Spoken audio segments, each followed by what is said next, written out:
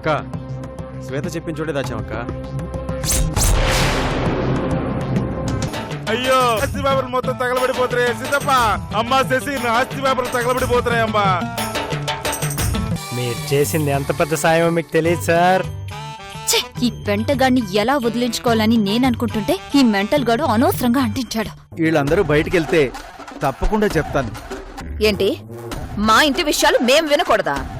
పంతులు గారు మన మంచి కోసమే చెప్తున్నారు కదా, పదండి కాసేపు బయటకు వెళ్దాం. నువ్వు చెయ్యని నేరాలు లేవు, చెయ్యని పాపాలు లేవు.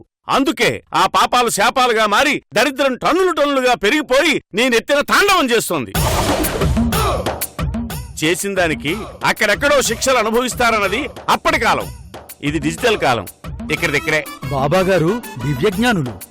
రే వజ్రముని, నీ జాతకానికి తోడు నీ కొడుకు రిషిగాడి జాతకం, నీ కూతురు శశిముఖి జాతకం కూడా అలాగే చచ్చాయి. నా పిల్లల పేర్లు కూడా తెలుసా బాబా?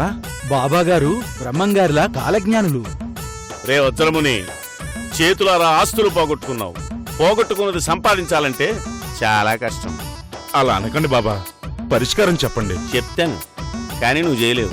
ఎంత కష్టమైన చేస్తాను చెప్పండి బాబా. అడుక్కు తినాలి. చేస్తావా?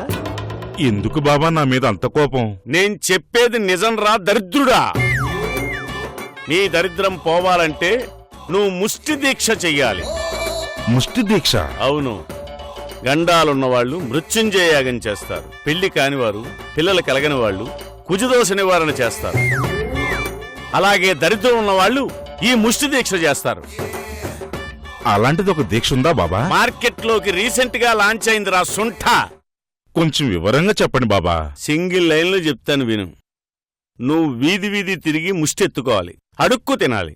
అలా చేస్తే నీ కష్టాలు తీరిపోతాయి. నేను అడుక్కోవటం ఏంటి? నీకేమైనా మతిపోయిందా? బాబా గురించి అమర్యాదగా మాట్లాడితే అంతమైపోతావు. బాబా గారు చెప్పినట్టు చెయ్యి. వచ్చి బాబా చేత తన్నించుకొని ఆశీర్వాదం తీసుకొని వెళ్ళు. ఈ వజ్రముని ఒకరితో తన్నించుకోవడమా? చరిత్రలోనే లేదు. నేను చేయను. అయ్యా అయ్యా వెళ్ళరా, వెళ్ళు. ఈ దీక్ష చేయకపోతే నిజంగానే జీవితాంతం అడుక్కు తింటావు. అయ్యగారు నా మాట వినండి. అయ్యగారు అయ్యగారు శిష్యా, బాబా గారు విశ్రాంతి తీసుకునే సమయమైంది. భక్తులందరూ మ్యాట్నీ షోకి రండి.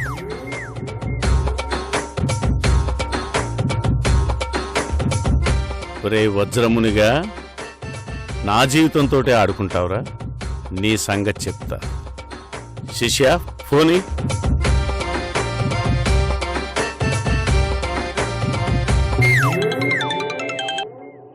చెప్పండి బాబాయ్.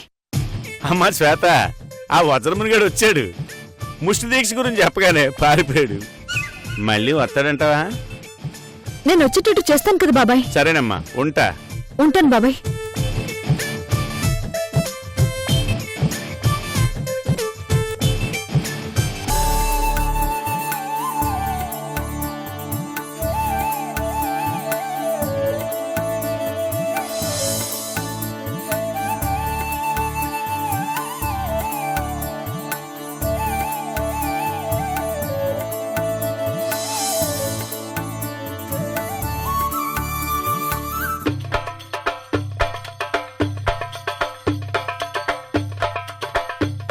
నా నిహారిక డార్లింగ్ ఏం చేస్తుందో.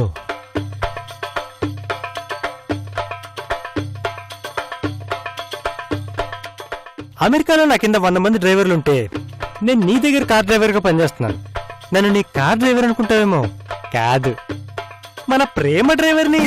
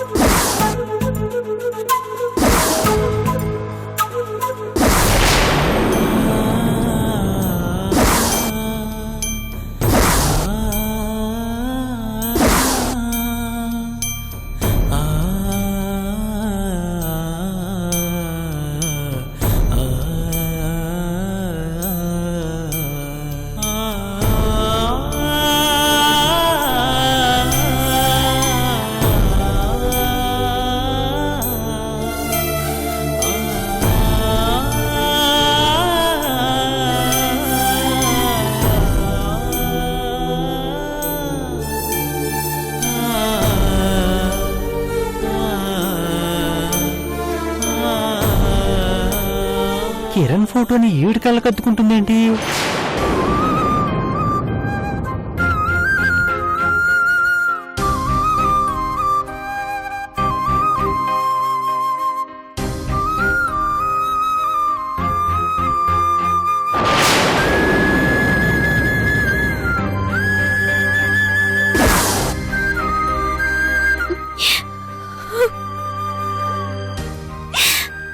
నా పసుపు కుంకుమల కోసం, నా మాంగళ్యం కోసం ఈ రోజు సౌభాగ్య వ్రతం మొదలు పెట్టబోతున్నాను.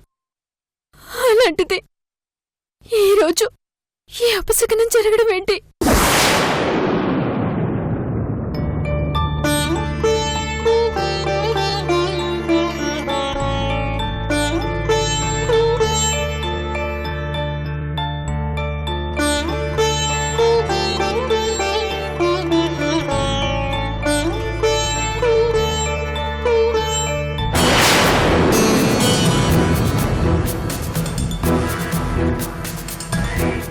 ఏం జరుగుతుంది ఇంట్లో? రేయ్, నువ్వెక్కడేం చేస్తున్నావు? బెల్లు కొడితేనే లోపలికి రమ్మని చెప్పాను కదా. Get out. వెళ్తాను గానీ నేను ఒక డౌట్ అడుగుతాను, ఆన్సర్ చెప్పు. ఏంటది? ఇప్పుడు ఆ ఫోటోలో నీ పక్కన ఉంది ఎవరో చెప్పు. నా కాబోయే భర్త కిరణ్. కదా, నీ కాబోయే భర్త ఫోటో కింద పడితే మీ ఇంట్లో ఉండే ఆ గాయత్రి ఎందుకు తీసి కళ్ళకు అద్దుకుంది? కింద పడ్డ వస్తువుని తీసి కళ్ళకు అద్దుకోవడం కామనే అనుకుందాం, కానీ తాళిబొట్టు తీసి కళ్ళకి ఎందుకు అద్దుకుంది? కిరణ్ కట్టిన తాళి కాబట్టి అలా చేసింది. అంటే కిరణ్ డబుల్ యాక్షనా? కాదు, సింగిల్ యాక్షనే. మరి నీ కాబోయే భర్త గాయత్రికి తాళి కట్టడం ఏంటి? అప్పుడు దానికి కట్టాడు, రేపు నాకు కడతాడు. అంటే కిరణ్ కి ముందే పెళ్ళైపోయిందా? అవును. నీతో పెళ్ళవుతున్న విషయం ఆవిడికి తెలుసా? తెలుసు. తెలిసి ఎలా ఊరుకుంది? అంటే రెండిళ్ళ పూజారి ఆయనకిద్దరు టైప్ అండర్స్టాండింగా? కాదు, మా పెళ్లి గాయత్రికి ఇష్టం లేదు. మరి మీరెలా పెళ్లి చేసుకుంటున్నారు? మాకిష్టం కాబట్టి. వామ్మో, మీరు అమెరికా కంటే దారుణంగా ఉన్నారుగా. ఎక్కువ ఆలోచించుకో, మైండ్ పాడైపోతుంది. నిహారిక, ఏమంటున్నాడు టమాటో బాబు? ఏవో కొన్ని డౌట్స్ అడిగాడు, క్లారిఫై చేశాను. ఓహో, సార్, మీ పేరు కిరణ్ బదులు కృష్ణుడు అని పెట్టుకుంటే బాగుంటుందండి. అదేంటి అలా అన్నావు? బుచ్చిబాబు అప్పుడప్పుడు కన్ఫ్యూజ్ అవుతుంటాడు. నువ్వేం పట్టించుకోదు కిరణ్. నిహారిక, స్ట్రాంగ్ కాఫీ కావాలి. 2 minutes లో ఇస్తాను. ఓకే.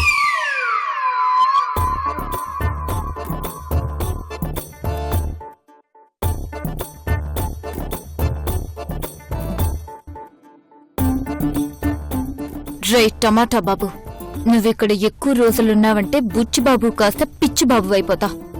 నా మాట విని ఫ్లైట్ ఎక్కు.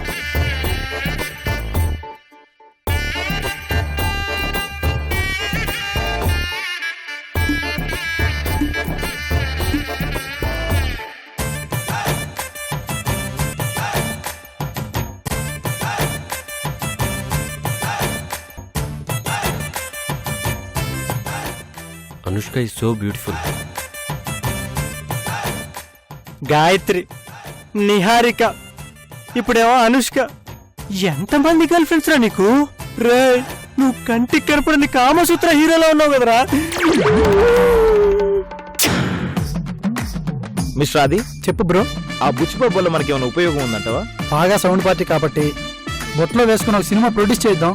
ఆడు మనకు పడతాడంటావా? నిహారికకే పడ్డాడు, మనకెందుకు పడ్డా? అదిగో బాస్ వస్తున్నాడు, పద.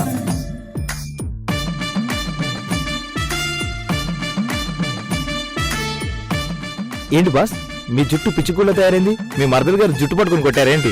ఏమైంది బాస్, కార్లో ఏసీ వేసుకుని కూర్చుంటారా? వద్దురా, ఆ కిరణ్ గడు ఏంటి అలా చేస్తున్నాడు? ఏం చేశాడు బాస్? మీ ముందే మీ మరదల్ని కౌగిలించుకుని ముద్దు పెట్టుకున్నాడా? ముద్దు పెట్టాడా? నువ్వు మరీ ఎక్కువ ఆలోచిస్తున్నట్టున్నావు. సారీ బాస్, మీరే చెప్పండి. ఆల్రెడీ గాయత్రి మెడలో తాళి కట్టాడు, నిహారిక మెడలో తాళి కట్టడానికి రెడీ అయిపోయాడు. వీళ్ళిద్దరూ కాకుండా ఎవరో అనుష్క అంట. టీవీలో వస్తుంటే చూసి సో బ్యూటిఫుల్ అంటున్నాడు. రేపు ఆ అమ్మాయి జీవితం కూడా నాశనం చేసేస్తాడు. మీకు అనుష్క ఎవరు తెలీదా బాస్? ఆ అమ్మాయి జీవితం నాశనం అయిపోయాక తెలుసుకొని కూడా ఏం ప్రయోజనం రా? బాస్, ఆ కిరణ్ గారిది అనుష్క రేంజ్ కాదు బాస్. మాయ మాటలు చెప్తే ఏ అమ్మాయినా పడిపోద్దురా. ఆ అనుష్కని కొంచెం జాగ్రత్తగా ఉండమని చెప్పండి. బాస్, ముందు మీరు అనుష్క గురించి వదిలేసి మీ మరదల గురించి ఆలోచించండి. ఆ కిరణ్ గాని నా నిహారిక మనసులోంచి తప్పించేస్తా, అవసరమైతే ఆడిని లేపేస్తా. అది రెండో మర్డర్ అవుద్ది. దీక్షల్లో ఎన్నో దీక్షల గురించి విన్నాను. ఈ ముష్టి దీక్ష గురించి మాత్రం ఆ షేకింగ్ బాబా గారి దగ్గర మాత్రమే విన్నాను. ఆడేందో ఆడి తన్నుడేందో అసలు ఏం అర్థం కావటల్లా. అప్పా మంచినీళ్ళప్పా. ఆ బాబా ఏం చెప్పినాడప్పా?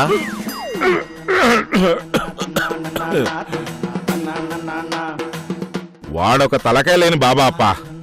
వాడు మాటలు పట్టించుకున్నావా అంతే సంగతులు. అప్పా అప్పా అప్పా, ఈ కారు చూడు.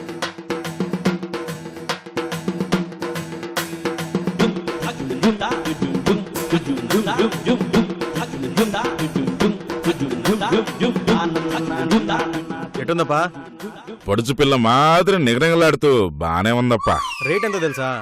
7 కోట్లు. ఎంతుంటే మనకెందుకులే అప్పా. కొంటున్నావప్పా? ఏమన్నావప్పా? ఈ చుట్టుపక్కల ఏరియాలో ఏ కార్ అయినా మొదట ఈ రిషి వాడాల్సిందే. ఇది ఇంకా ఇండియాలో ఇంట్రడ్యూస్ కాలేదు.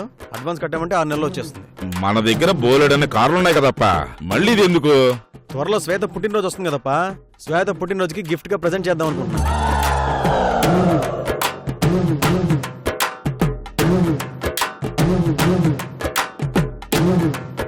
అబ్బా అబ్బా, ఏం మాట్లాడకుండా అలా వెళ్ళిపోతున్నావేంటి? ఇప్పటికిప్పుడు అంత డబ్బు ఎక్కడి నుంచి పట్టుకొస్తామప్పా?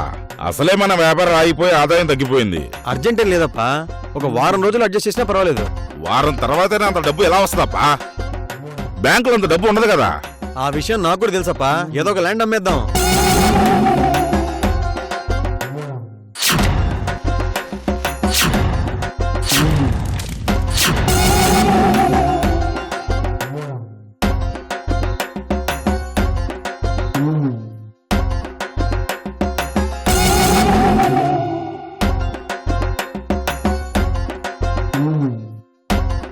ఏవో ఒక ల్యాండ్ పేపర్స్ ఇవ్వప్పా.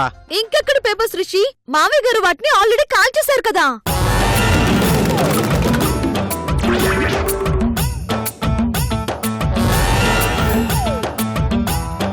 ఏంటి? నువ్వు జోకు లేకుండా కాస్త గమ్మునుండి కోడలు పిల్ల.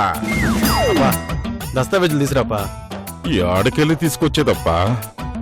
శ్వేత, వాటిని మనమే దాచాం కదా, తీసుకొద్దాం పద పద. ఆగప్పా, నువ్వు ఏ ల్యాండ్ అమ్మడానికి వీల్లేదప్పా. నా ల్యాండ్ నేను అమ్ముకోవడానికి వీలేదంటావేంటి? నీ ఇష్టం వచ్చినట్లు కోట్లు కోట్లు ఖర్చు పెట్టుకుంటానంటే ఊరుకునేది లేదు.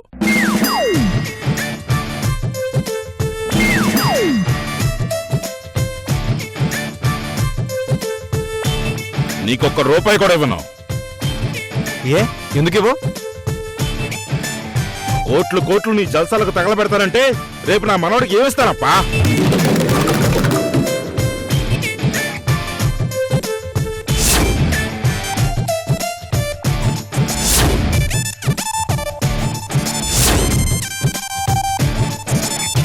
తప్పించుకోవడానికి మంచి ప్లానే వర్కౌట్ చేశాడు. చూడప్పా, నిన్న మొన్నటి వరకు నా కూతురు కొడుకు ఏం కోరితే అది కాళ్ళ దగ్గర తీసుకొచ్చి ఇచ్చాను. ఇక నుంచి మీ ఆటలు సాగవు. నేను సంపాదించిందంతా నా మనవడికే ఇస్తాను.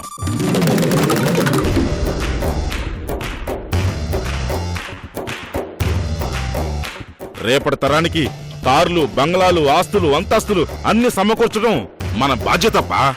అందులోనూ వజ్రముని మనవడు ఋషినంద కొడుకంటే ఎట్టా ఉండాలా? చక్రవర్తిలాగా ఒక వెలుగు వెలిగిపోవాలా?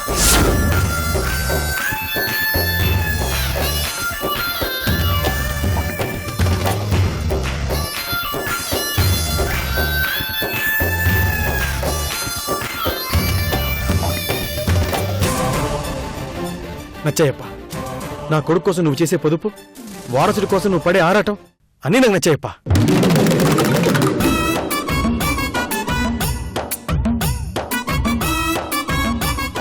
నా కొడుకు కంటే ఈ కార్లు, కోరికలు ఇవేం ఎక్కువ కాదప్పా. ఏమక్కర్లేదు. నీ నిర్ణయమే నా నిర్ణయం. ఇంకెప్పుడు వేస్ట్ గా ఒక్క రూపాయి కూడా ఖర్చు పెట్టను సరేనా? సరే సరే.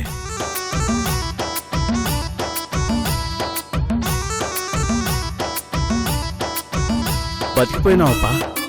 అప్పా ఈ రోజు కాకపోతే రేపైనా నిజం తెలుస్తుంది కదా. వదిన గారు అన్నది నిజమే కదా మావయ్య. భయపెట్టమాకండమ్మా. భయపెట్టడం కాదు మావయ్య, రిషి గారు ఎలాంటి వారో మాకంటే మీకే బాగా తెలుసు. అలాంటిది మీరు అబద్ధం చెప్పారని తెలిస్తే మీ మీదకి కత్తి పట్టుకుని రావడానికి కూడా వెనకాడడు. నా తమ్ముడికి అలాంటి ఆలోచన రాకపోయినా నువ్వు రప్పిస్తావుగా. అయ్యో మీరు నన్ను అనుమానిస్తున్నారంటే వదిన గారు. అమ్మా అసలే తల పగిలిపోతుంది. ఇప్పుడు మీ పంచాయతీలేంటి? కాసేపు నన్ను ప్రశాంతంగా వదిలేయండి. అలాగే మావయ్య గారు.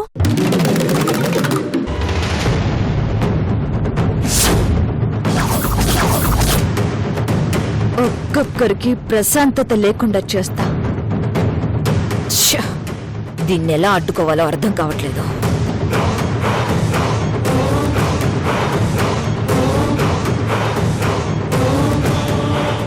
రోజు రోజుకి సమస్యలు పెరిగిపోతూ ఉన్నాయి. ఏదో ఒక నిర్ణయం తీసుకోవాలా?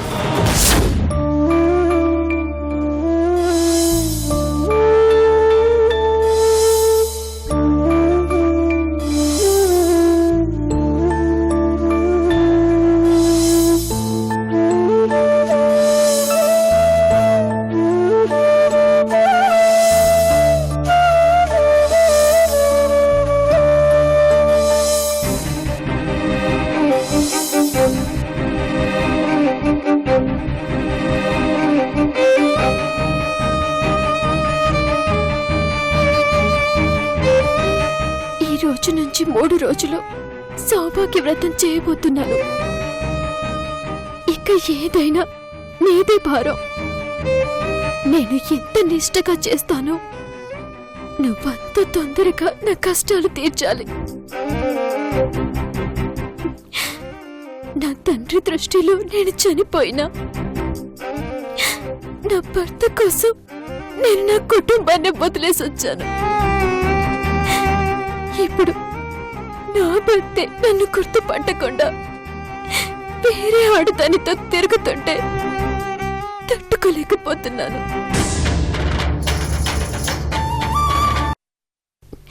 ఏ రోజుకైనా నా భర్తకు గతం గుర్తుకొచ్చి నేనే తన భార్యనని, నా మెడలో ఉన్నది అతను కట్టిన తాళే అని తెలుసుకుంటాడని ఆశతో బతుకుతున్నాను. తొందరగా నా భర్తకు గతం గుర్తొచ్చేలా చేయి తల్లి.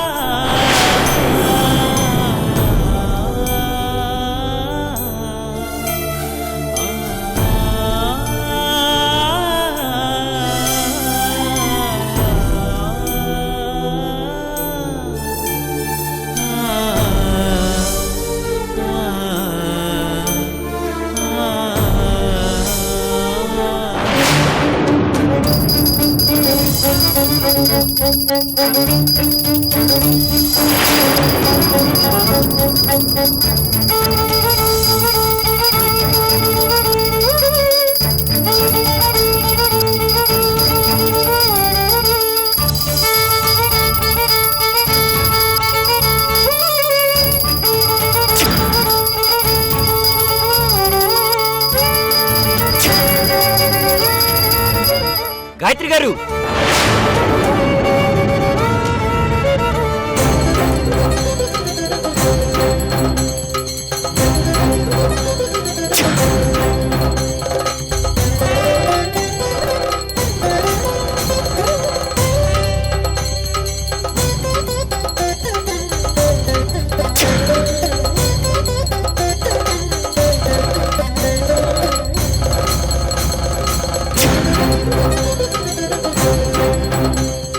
గాయత్రి గారు, ఏంటి మీరు చేస్తున్న పని?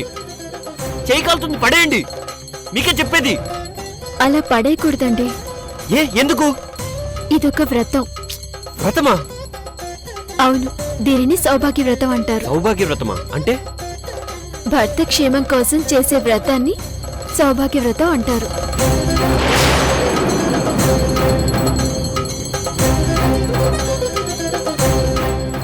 నా భర్త నాకు తొందరగా దొరకాలని ఈ వ్రతం చేస్తున్నాను. అయ్యో మీ చెయ్యి కాలిపోతుందండి. సంకల్పం మంచిదైతే కాలదండి. మళ్ళీ నా పాత జీవితం నాకు రావాలి. నేను కోల్పోయిన సంతోషాలు, ఆనందాలు నేను తిరిగి పొందాలి. అంటే అంటే ఇలా చేస్తే మీ భర్తకు మంచి జరుగుతుందా? అవునండి. భర్తకి ఎలాంటి గండం ఉన్నా ఆ గండం పోతుంది. మీ భర్త అంటే మీకు అంత ఇష్టమా? ఇష్టం మాత్రమే కాదు, ప్రాణం కూడా. ఇలా నిప్పుని చేతులపై వెలిగించుకోవడమే కాదు, నా భర్త కోసం అవసరమైతే నిప్పుల్లో తూకడానికి కూడా నేను సిద్ధమే.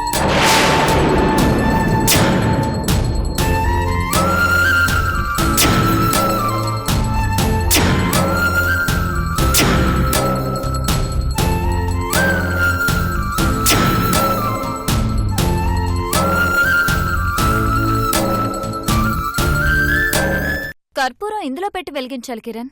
కాదు కాదు, చేతి మీద పెట్టుకొని వెలిగించాలి.